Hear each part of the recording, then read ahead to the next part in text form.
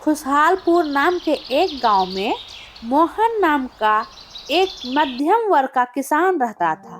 मोहन की आर्थिक स्थिति धीरे धीरे खराब होती जा रही थी, क्योंकि उसके खेतों में ठीक तरह से फसल नहीं उपज रहा था। वह खेती के लिए एक सेठ से कर्ज ले लेकर अपनी सारी जमीन और घर गिरवी पे रख चुका था। एक दिन की बात है, मोहन अपने गाय को घास डाल रहा था कि तभी सेठ वहां आ पहुंचा। मोहन, ओ मोहन। राम राम सेठ जी। ठीक है, मैं यहाँ पैसा लेने आया हूँ। सेठ जी, कुछ दिन का और समय मिल जाता तो। मुझे पैसे आज ही चाहिए। मालिक, अभी मेरे पास पैसे नहीं है। कुछ समय और देते तो मैं आपका पैसा ब्याज समेत लौटा देता। ठीक है, मैं तुम्हें 15 दिन का समय और देता हूँ, लेकिन यह गाय मैं अपने साथ ले जाऊंगा। पहले पैसे वापस करो और ये गाय ले जाओ। मालिक, कृपया ऐसा ना करें। इस गाय की वजह से मुझे 2 वक्त का भोजन नसीब होता है। चलो, इस गाय को अपने साथ ले चलो। और सेठ गाय को अपने साथ घर लेके चला आया। मोहन काफी दुखी मन से अपने खेतों पर चला जाता है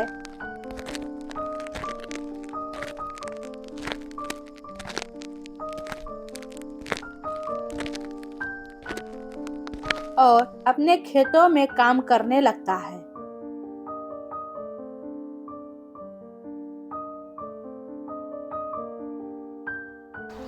धूप काफी तेज थी, फिर भी मोहन अपने खेतों में काम करते जा रहा था।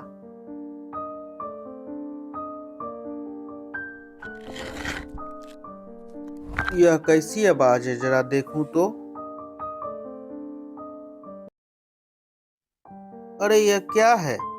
यह कोई गुप्त खजाने का नक्शा लग रहा है। घर जाकर देखूंगा। मोहन अपने खेतों का काम खत्म कर घर खाने के लिए जा रहा था। उसके हाथों में वह गुप्त खजाने का नक्शा भी था, लेकिन रास्ते में उसे सेठ का नौकर उसे देख लेता है। घर जाकर मोहन उस नक्शे को बहुत ही ध्यान से देख रहा था। आज खाना नहीं खाना है क्या?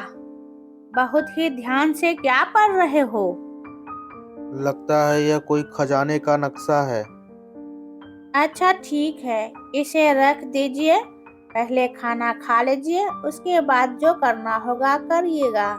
उधर नौकर अपने सेठ से उस खजाने की नक्शे के बारे में बात करता है। मालिक, आपको पता है, मोहन के हाथों में मैंने एक नक्शा देखा। मोहन बहुत खुश था। यह बात एकदम पक्की है क्या?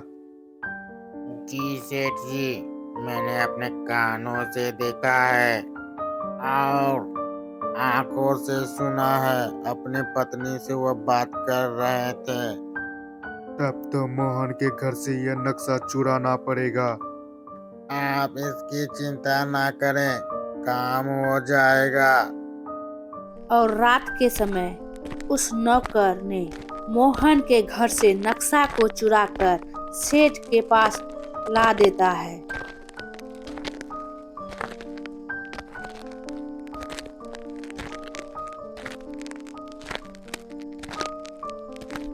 सेठ उस नक्शे की सहायता से जंगल में खजाने को खोजने के लिए निकल पड़ता है।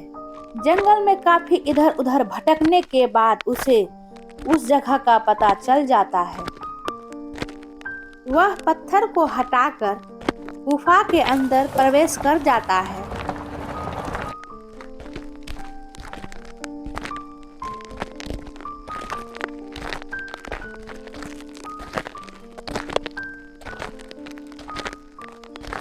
लेकिन गलती से वह गुफा का दरवाजा उस पत्थर से बंद हो जाता है। वाह, यहाँ कितना सारा खजाना है। अब मैं काफी अमीर हो जाऊंगा। अरे, यह क्या, रास्ता तो बंद हो गया। अब मैं यहाँ से बाहर कैसे निकलूं? अब तो यहाँ ना पीने के लिए पानी है, ना तो खाने के लिए कुछ भोजन। अरे बाप रे, मैं तो यहाँ बुरी तरह फंस गया। हे भगवान, मुझे किसी तरह बचा ले। मोहन जब अगली सुबह उठा तो उसे वह नक्शा नहीं मिल रहा था। वह अपनी पत्नी से पूछता है,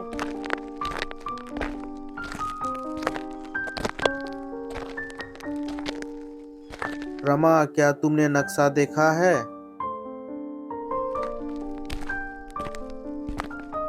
आप ही कहीं रखकर भूल गए होंगे, ठीक से याद कीजिए। लगता है यह नक्शा चोरी हो गया, क्योंकि मैंने सेठ के नौकर को बहुत देर से इस नक्शे को घूरता हुआ देखा था। चलो कोई बात नहीं, मैंने नक्शा याद करके रखा है। 5-6 दिन बीतने के बाद उस नौकर को कुछ समझ में न आने लगा कि उसका सेठ कहाँ चला गया है। वह दौड़ता हुआ मोहन के पास आकर कहता है, मोहन, मुझे माफ कर दो। मैंने ही तुम्हारे घर से नक्शा चुराया है। न जाने सेठ जी 5-6 दिन से कहाँ गायब हो गए हैं। तुम चिंता ना करो, मुझे पता है सेठ कहाँ पे है, मैं उसे वापस लाऊंगा। मोहन यह सब सुनकर सेठ को ढूंढने के लिए निकल पड़ता है। वह भी जंगल में इधर उधर भटकने के बाद उसे वह रास्ता मिल जाता है।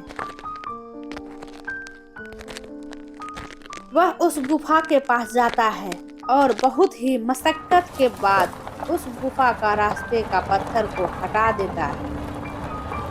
सेठ प्यास के मारे तड़प रहा था। पानी, पानी, कोई मुझे पानी पिला दो।